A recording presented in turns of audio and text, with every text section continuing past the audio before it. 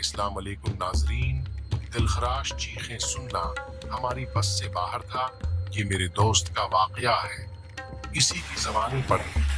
जब बारिश होती थी तो मैं अक्सर अपना बस्तर उठा के छत पर सोने चला जाता था, क्योंकि उसमें सोने का मजा ही कुछ और है। वो भी एक गर्मियों की रात थी। सब घर वाले छत पर सो रहे थे। अचानक रात को बारिश होने लगी तो सारे अपनी चादरें तकिए संभाले नीचे भागे, मगर मेरी आदत थी कि मैं नीचे की चटाई अपने ऊपर डालकर सोता रहता जब तक बारिश जोर न पकड़ लेती, क्योंकि मुझे ऐसे बहुत अच्छा लगता था।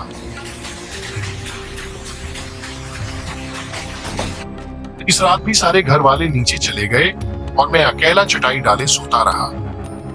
गनूदगी में था कि अचानक दो बलियों की जोर से लड़ने की आवाजें आई। लड़ते हुए उनकी आवाजें बहुत बड़ी लग रही थी। वो लड़ते हुए छत की चार दीवारी पर दौड़ रही थी और आवाजें इतनी भयानक थी कि पूछी मत उनकी रोने की आवाजें सुनकर मैं बेचैनी में जाग गया।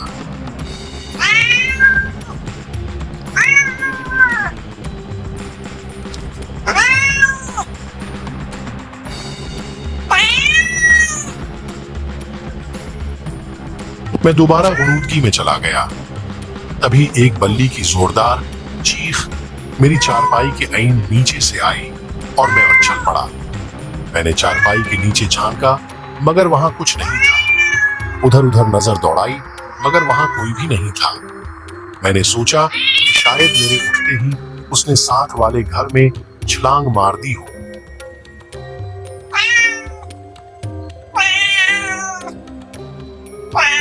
मैंने जूता अपने पास रख लिया कि अब अगर आए तो उसको नहीं छोड़ूंगा। मैं दोबारा लेट गया और खुद को प्रसून करते करते थोड़ी देर बाद दोबारा नींद में चला गया। आंख तब खुली जब बल्ली के गराने की आवाज मैंने अपनी चारपाई की सीधी तरफ से महसूस की। उसकी गराहट पूरी छत पर फैल रही थी।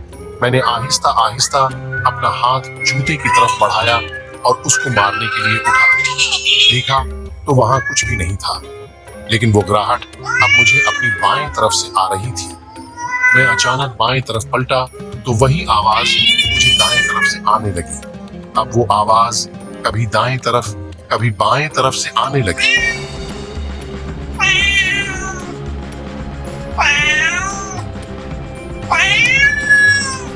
कभी दूर जाती हुई आवाज आती और कभी करीब से आने लगती। अचानक शदीद खौफ मेरे बदन में दौड़ गया। मेरी पंडलियां और पैर सुन हो गए। मुझे लगा कुछ गड़बड़ है।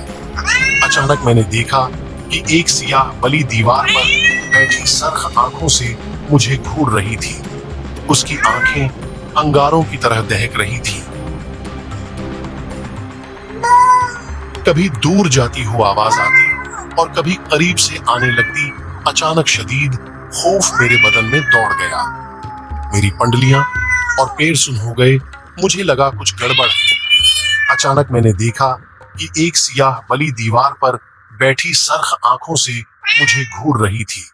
उसकी आंखें अंगारों की तरह दहक रही थी। मैं कांपते हुए उसे देख रहा था। इतनी हिम्मत नहीं थी कि मैं भाग खड़ा हूं। फिर वो अचानक बड़ी होने लगी और मेरे देखते ही देखते वो बिक्रे जितनी बड़ी हो गई और ऐसी नजर आ रही थी जैसे काला चीता होता है।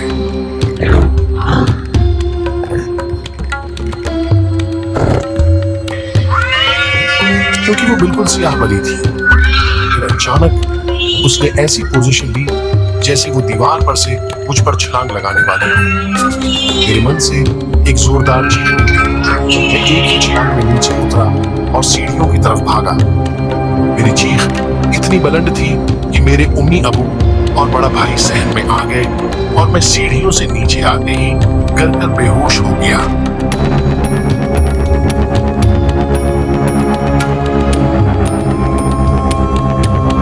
मगर परेशानियां खत्म न हुई। कुछ दिनों तक मुझे डरावने ख्वाब आते रहे। मुझे वही बली नजर आती जो कभी मेरे नरखरे पर दानत गाड़े हुए है। कभी वो मेरा खून चाट रही होती, میں چیخنے لگتا. پھر مجھے خواب میں بھیانک لوگ دکھائی دیتے. کسی کا سر نہیں ہوتا, کسی کا گوشت لٹک رہا ہوتا, آنکھوں کی جگہ کالے سوراخ ہوتے, بازو کٹے ہوئے ہوتے.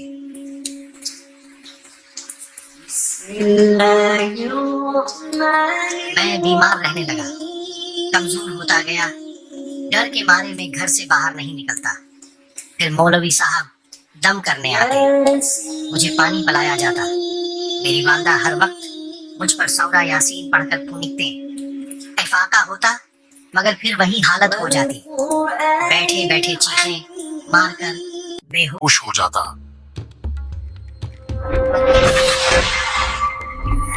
ایک روز میں بیٹھا پڑھ رہا تھا کہ کسی کام سے کمرے میں اپنی والدہ کے پاس گیا.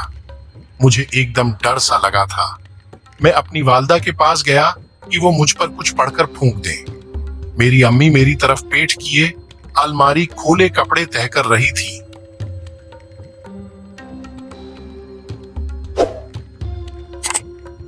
میں نے امی کو پکارا مگر انہوں نے مجھے جواب نہیں دیا.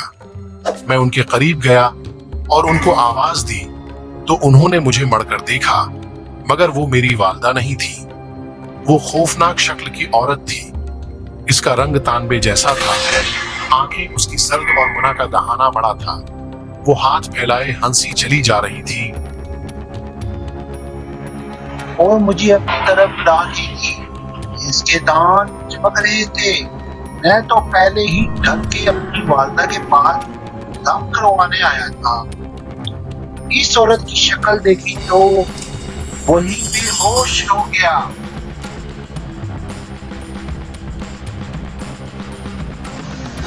جب ہوش آیا تو مولوی صاحب میرے سرہانے بیٹھ کر کچھ پڑھ رہے تھے.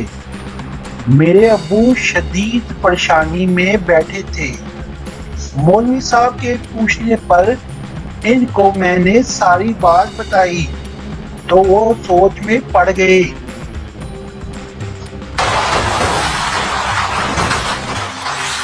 اس طرح کے واقعات میرے علاوہ میرے گھر کے دوسرے افراد کے ساتھ بھی پیش آنے لگے. کبھی باتھ روم کا دروازہ اندر سے بند ہوتا, پانی کی آوازیں آنے لگتی. تھوڑی دیر بعد دروازہ کھل جاتا لیکن اندر کوئی نہ ہوتا. جن پوٹی کر رہے ہوتے تھے. ایک بار ہم سب رات کو ٹی وی دیکھ رہے تھے کہ بجلی کا بٹن ٹھک سے اوپر ہوا اور بلب بجھ گیا. ایک بار میری امی کی چارپائی کمرے کے بیچ میں کسی نے کھینچ کر دور کر دی جب وہ سوئی ہوئی تھی. چیزیں ہم ایک جگہ رکھتے مگر ہمیں ملتی دوسری جگہ سے. گھر کا ہر فرد ڈرا سا سہما سا رہنے لگا تھا. کوئی میرے ساتھ نہیں بیٹھتا تھا.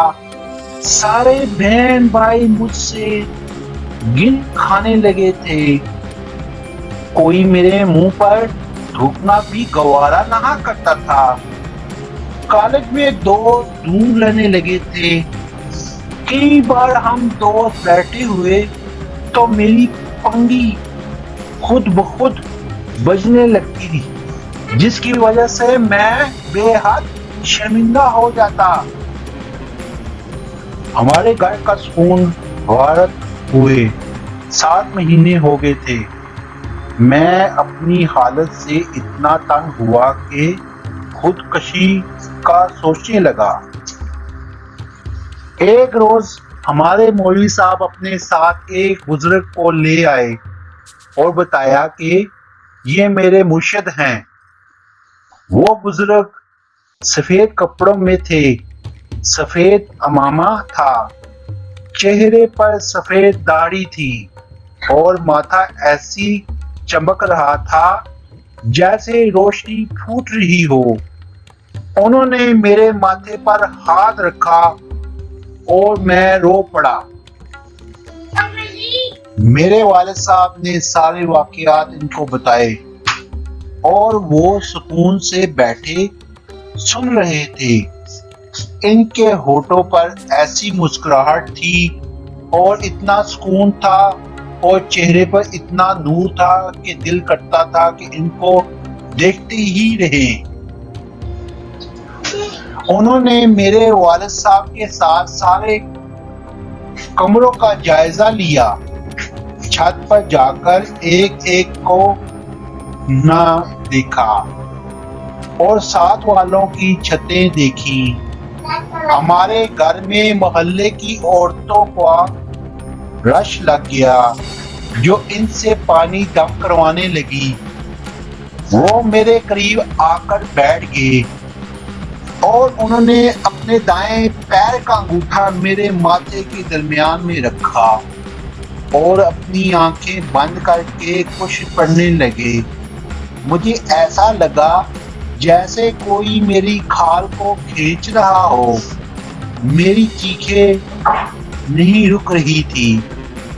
میں ان کا انگوٹھا اپنے ماتھے سے ہٹانا چاہتا تھا مگر ان کا پیر تک نہیں ہلا سکا۔